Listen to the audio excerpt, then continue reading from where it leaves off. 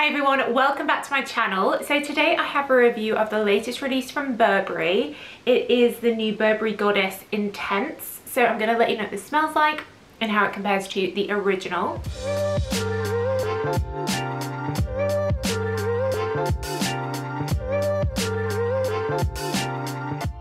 If you are new here, then hello and welcome. I'm all about perfumes. I have hundreds of videos like this going through not just new releases but whole ranges, perfumers, perfume notes. So do check out my other content. And if you're a regular viewer, do make sure you're subscribed and give the video a thumbs up. That really helps me. I'll leave the links down below in the description box to where you can get this new Intense version and the original, where they're available all around the world.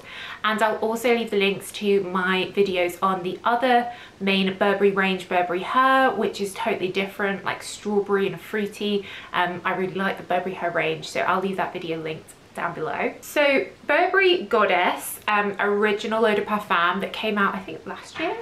I think it's been relatively successful. At the moment we've seen so many releases from designer brands releasing vanilla perfumes with either jasmine or lavender, and that's what the original Burberry Goddess is. So it basically is a vanilla perfume, quite deep and warm, and then the lavender in them makes it quite calming and quite classy.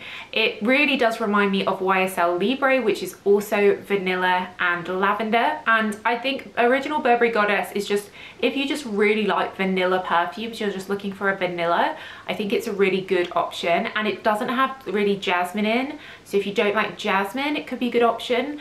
But I found it to be like not particularly unique, like so many other perfumes at the moment have that kind of combination of fragrance notes in. Burberry fragrances are made by Coty, which is a massive international company. They also make the Chloe fragrances, Marc Jacobs, Tiffany. I think they also now own a majority stake in Kylie Cosmetics and Kylie Skin. I think she sold out, or she sold a stake to Coty, and that's where she got all like her $1 billion payout or whatever it was. So we now have this new Intense version. The bottle looks the same. Basically the difference is that it has a slightly darker liquid. The packaging also looks the same, so you have to watch out and check that it just says Intense. So again, this is primarily a vanilla fragrance, and you really get the lavender in this. I'd say more so than in the original. Here the lavender is like the top note, whereas the original has a bit of ginger in, which gives a freshness to the top note. This just goes straight into lavender. So think, you know, south of France, think like L'Occitane. And then the vanilla starts to emerge, and they describe it as a vanilla caviar. And it is a really nice interpretation of vanilla in both this Intense and the original.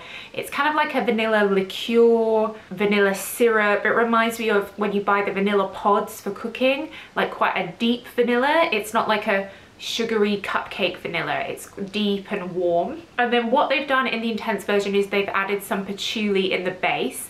I don't particularly smell the patchouli, but what it does is it helps the perfume really have longevity. Patchouli is great for helping perfumes last, and that's what makes this just a little bit more intense than the original, hence the name. I would say you have to definitely like the smell of lavender for this, whereas in the original and in YSL Libre, the lavender's there, but it's not like a main note. It just adds like a comforting feel, whereas in this I really get lavender. What I do quite like is there aren't that many like really lavendery fragrances, and they tend to be body sprays or shower gels, you know, like the L'Occitane products, and this is quite unusual in that it's a lavender that is strong and long lasting. So I do find that this performs well, it sticks around, it certainly projects, and I do really like the vanilla that they've created in the Goddess perfumes. It's a really nice warm vanilla, perfect for autumn and winter. I would say personally, I probably prefer the original just because I don't really like a lot of lavender in perfumes, and in this one you really get the lavender. So personally I prefer the original, but I do think this new one is a good fragrance. This is the 30ml size. It retails for $74 though.